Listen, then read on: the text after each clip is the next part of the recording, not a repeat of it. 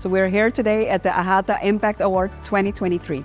Today, AHATA introduced the first AHATA Impact Award. The idea behind the award is that we wanted to highlight and spotlight the various companies within our membership that have a commitment towards helping the community.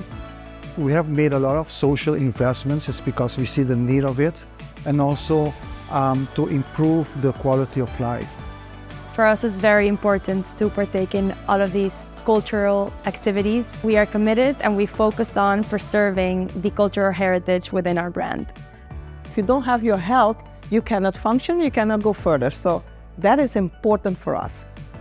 Well, sustainability is a lot more than just planet. It's a all-encompassing structure of doing the right things for the right reasons.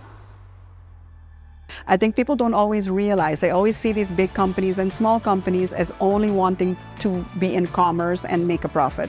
And what was lovely for us to see was that there are so many companies that are really truly committed to helping the community in many, many different ways. And they're really connecting within the community.